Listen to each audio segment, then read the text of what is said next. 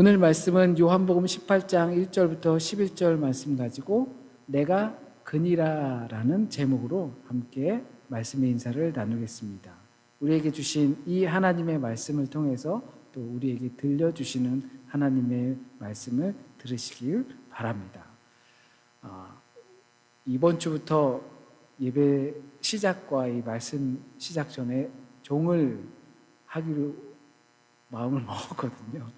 이 예배 순서 가운데 뭔가 새롭게 하나를 한다는 게 쉬운 결정은 아닌데 이 예배를 위해서 우리의 마음과 정신을 모으고 집중할 수 있기 위해서 우리 어릴 때도 목사님이 강대상 위에서 땡땡 치셨거든요.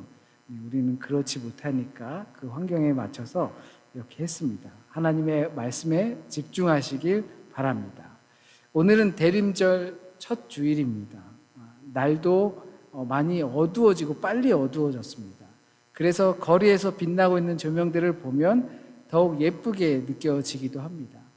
빛과 어두움은 이처럼 상반되는 것 같으면서도 또 서로가 보완해 주는 것처럼 보이기도 합니다.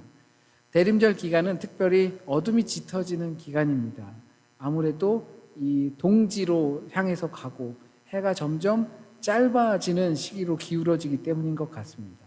그래서 더욱더 빛이 필요한 시기입니다. 설교를 준비하면서 이 대림절 기간에 교회력에 맞게끔 이 대림절 정해준 말씀을 할까도 생각했지만 요한복음을 준비하면서 이 대림절 기간에 예수께서 잡히시는 그 순간과 함께 겹치면 좋겠다라고 하면서 말씀을 쭉 준비해 왔는데 우연인 듯 필연인 듯 이 18장 말씀에 잘 맞춰지게 되었습니다. 오늘 본문은 사실상은 어렵지 않은 서사입니다. 교회에서 정말로 많이 들은 이야기이지요. 6월절 만찬을 마치시고 성내에서 이제 나오셔서 올리브 산에 가시고 거기서 군인들에게 잡히시는 장면입니다. 특히 요한은 베드로가 대제사장의 종 말고의 귀를 자르는 장면까지 첨부하였습니다. 이런 부분들을 통해서 우리가 현재 처해 있는 어둠을 확인하고 그리고 그 어둠 속에서 누구나 빛을 향하기 원하는 것처럼 어떻게 하면 우리가 처한 어둠 속에서 빛을 향해서 큰 빛을 향해서 갈 수 있는가를 보고 싶습니다. 누군가는 횃불을 들 수도 있고 누군가는 단칼을 뽑아 들 수도 있습니다. 자기 나름의 방식으로 그 어둠을 물리치기 위해 애쓰는 것이죠. 그런데 주님께서는 그와 다른 방법을 선택하셨습니다. 유월절 식사 도중에 가룟 유다가 나갔어요. 자신이 주님을 팔 거라는 것이 제자들 앞에 공개되는 바람에 어쩌면 그는 마음이 많이 상했을 거예요.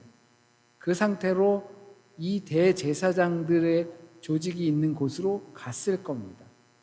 그리고 주님께서 오늘 밤이 그날이라는 것을 알고 계셨습니다. 그리고 그 장소는 제자들과 가끔 가시는 곳이기 때문에 이 유다도 너무 잘 아는 곳이라는 거예요. 그처럼 습관적으로 그리고 늘상 해오던 스타일로 그 방식이 잘 자리 잡아 있는 주님과 제자들의 모습입니다. 주님께서는 그 사건을 이제 맞이하러 가십니다. 저는 이 대목이 참 재미있습니다. 이제 우연히 갔다가 그곳에서 하나의 사건을 맞이한 것이 아니라 그곳에서 일어날 일을 준비하기 위해서 주님께서 친히 그 자리로 옮기셨다라는 겁니다. 그리고 그곳에 가셔서 그 사건을 기다리고 계셨다는 겁니다. 이 장소와 이 시간은 우연이 아니라 우리 예수께서 주도적으로 선택하신 장소이고 시간이라는 겁니다. 주님께서는 유다가 나가고 그리고 오늘이 그날 밤이라는 것을 아시고 그리고 나서 우리가 늘상 가던 그곳으로 주님은 가신 것이죠.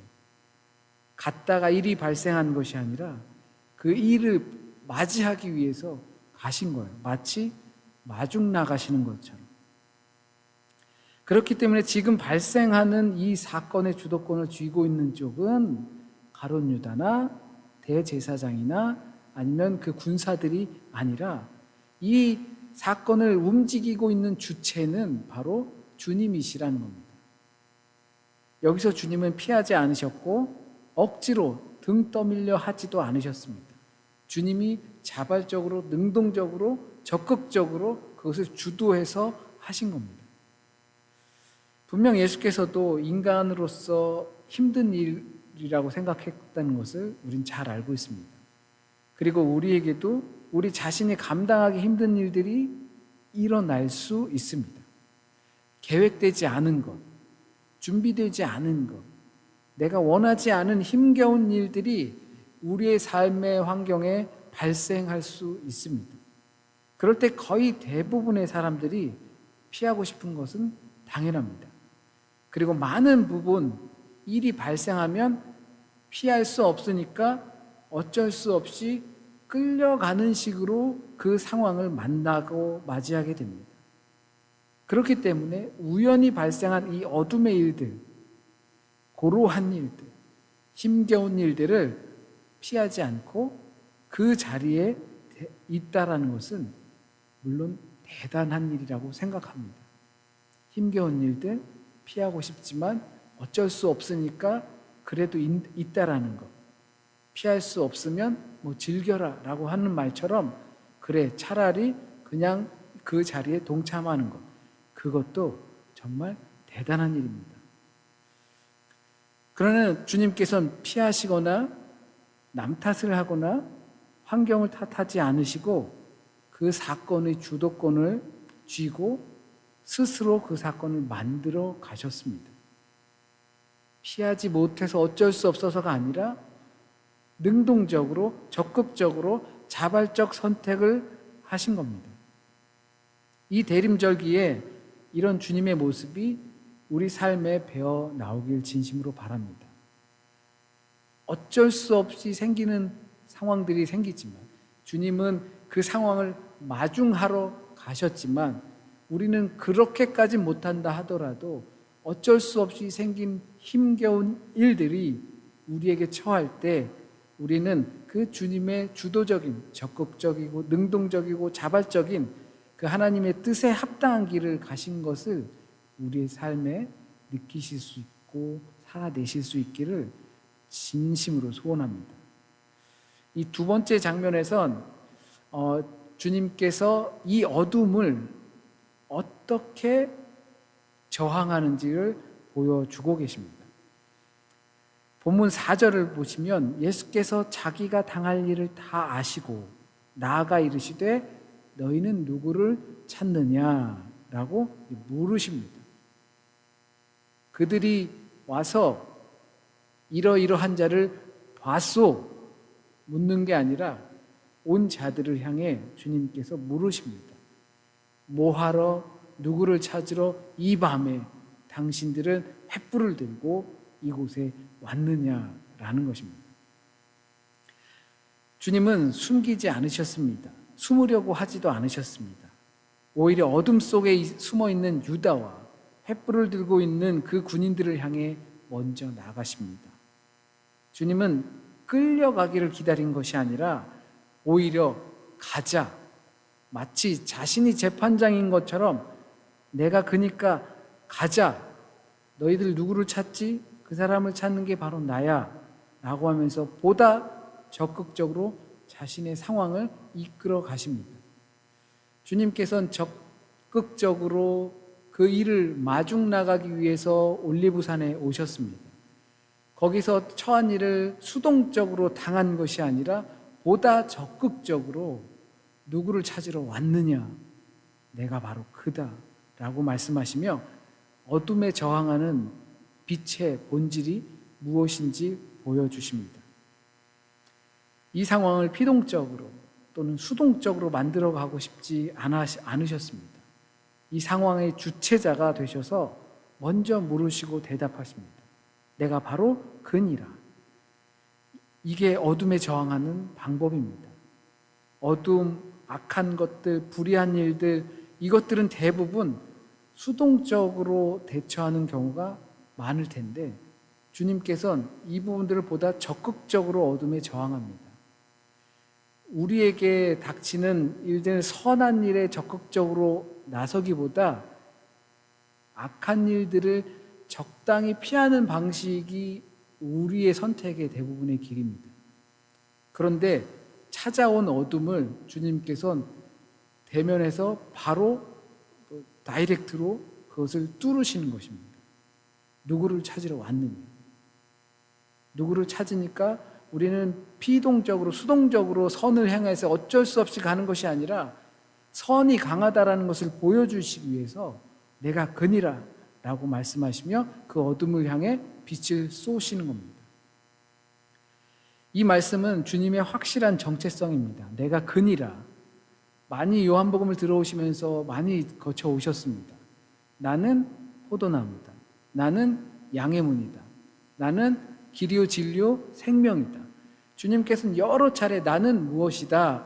그리스어로는 에고 에이미, 이것을 히브리어에서 따온 것이라고 하면 야훼, 스스로 있는 자다라고 하는 하나님의 뜻을 주님께서는 친히 사용하셔서 말씀하셨습니다. 내가 그니라 라고 말씀하신 거죠. 하나님께서는 친히 움직이시지 어쩔 수 없어서 움직이시지 않습니다. 이 자기 선언, 자기 정체성은 우리는 어떻게 하고 있습니까?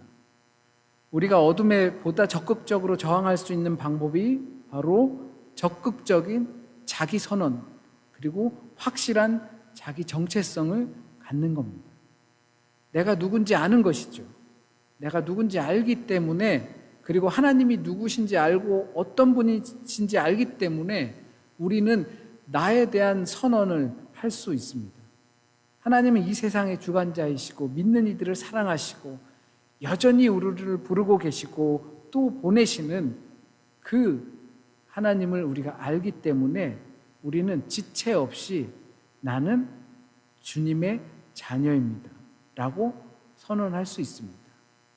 그리고 그렇게 선언하시는 것이, 선포하시는 것이 나는 빛의 자녀입니다 라고 선포하는 것이 내 상태와는 상관없이 우리에게 다가오는 그 어둠을 향해 주님께서 주신 빛, 광선을 쏘아서 어둠을 내몰 수 있는 방법입니다. 이게 어둠에 저항하는 우리의 보다 적극적인 삶의 방법입니다. 어쩔 수 없이 그 어둠 속에서 간신히 살아가는 게 거의 우리의 상태지만 우리 자기 선언을 하십시오. 나는 빛의 자녀입니다. 나는 어둠의 자녀가 아닙니다. 나는 죄의 자녀가 아닙니다. 나는 생명의 자녀입니다. 이 선언만으로도 우린 보다 적극적으로 어둠과 저항에 맞설 수 있다는 것입니다. 본문 마지막 장면에선 요한복음에만 등장하는 것이 나옵니다. 베드로가 품에서 칼을 꺼내서 그것으로 말고의 귀를 자르게 되는 장면입니다. 베드로는 어둠을 상대하는 방법으로 칼을 뽑았습니다. 악한 것을 저항하기 위해서 자신이 가지고 있었던 칼을 뽑아서 휘두른 것입니다. 그러나 악과 같은 방법으로 그렇게 최근 그 한국 드라마들 중에 이 사적 복수에 관한 주제들이 많은 것 같아요.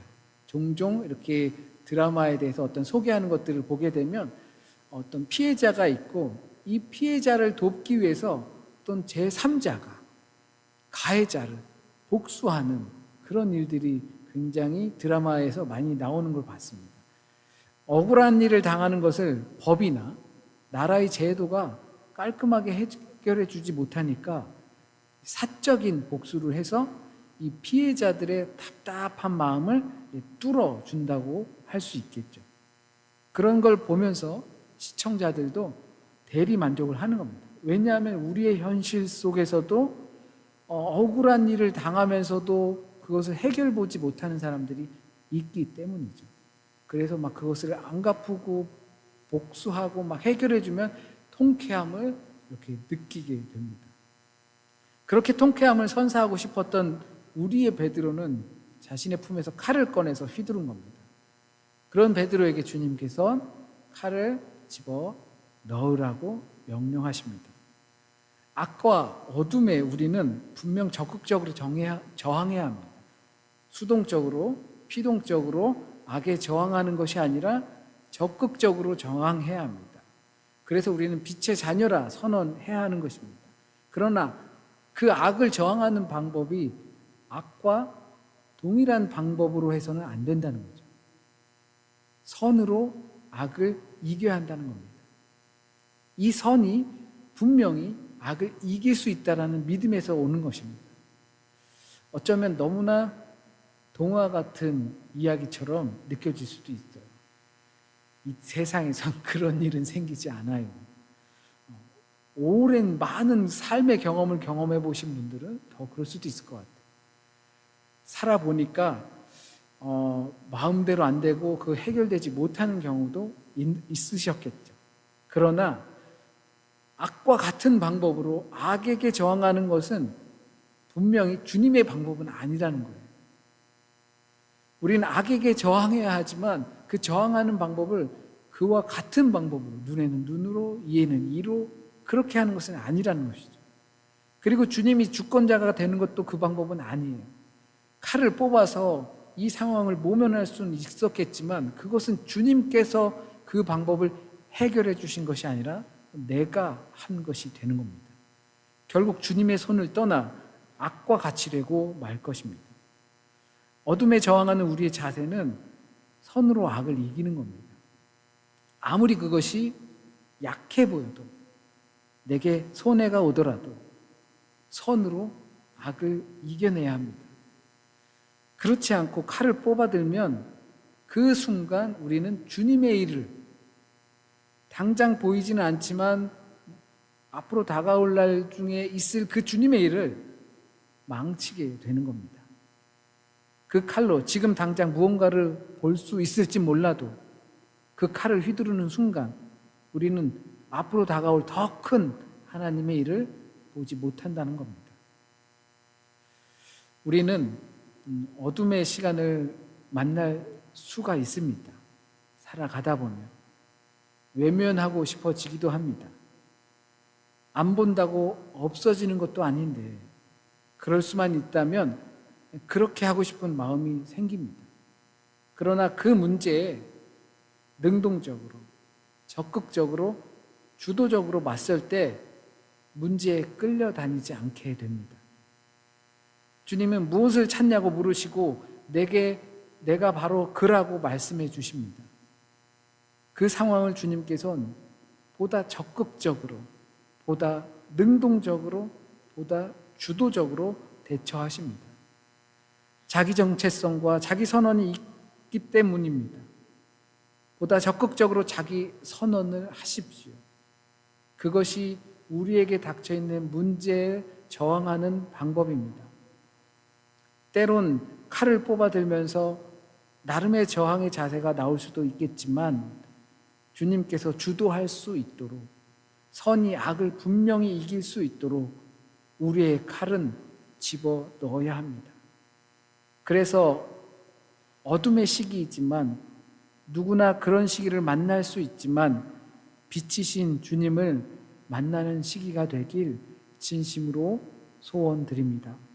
기도드리겠습니다. 하나님, 해가 짧아졌습니다. 그리고 우리가 살아가는 세상은 정말로 다 헤아릴 수 없을 정도로 수많은 이야기들이 우리를 혼란스럽게도 하고 과연 무엇이 실체인가 우리는 알 수 없는 상황 속에서도 처합니다. 그러나 주님, 우리가 맞이하게 될 어둠, 그 문제, 어려운 상황들을 주님께서 맞이하셨던 것처럼 적극적으로, 능동적으로, 주도적으로 보다 더 적극적으로 어둠에 저항할 수 있게 하시고, 우리 그 저항하기 위해서 주님, 나는 주님의 자녀입니다. 나는 주님의 백성입니다. 선언하여서 우리가 처한 그 어둠과 맞서 싸울 수 있게 하여 주시고, 세상의 방법이 아닌, 나의 방법이 아닌 주님께서 주관하시는 방법으로 싸울 수 있도록 인도하여 주옵소서. 내가 승리하는 것이 아니라 주님께서 승리하시는 것을 볼 수 있게 도와주옵소서. 주님, 오늘 이 시간 대림절 첫 주를 맞이하여서 우리가 듣게 된 이 말씀이 정말 주님께서 오늘 이 자리에 함께하는 우리 믿음의 백성들이 들어야 하는 말씀이 되게 하시고, 꼭 주님께서 이 들은 말씀을 통하여 뿌리 내리고 또 열매 맺게 인도하여 주실 것을 바라고 또 믿습니다. 몸이 약하고 마음이 힘들고 질병 가운데 힘겨움을 느끼는 우리 믿음의 자녀들이 있을 줄 압니다. 주님 친히 찾아가 주시고, 어떤 의사도 해결할 수 없고 어떤 누구도 치유할 수 없는 그것들이 주님의 손길, 주님의 음성으로 그것들이 해결되고 치유될 수 있도록 주여 인도하여 주옵소서. 어떤 상황 속에서도 주님 손 붙잡고 일어날 수 있는 힘을 주옵소서. 한 주간의 삶도 주님께 맡깁니다. 복잡한 일정과 어지러운 환경 속에서도 오직 주님의 빛을 바라보며 나아가는 한 주간이 될 수 있게 주여 인도하여 주옵소서. 모든 말씀 우리 주님 예수 그리스도의 이름으로 기도드립니다. 아멘.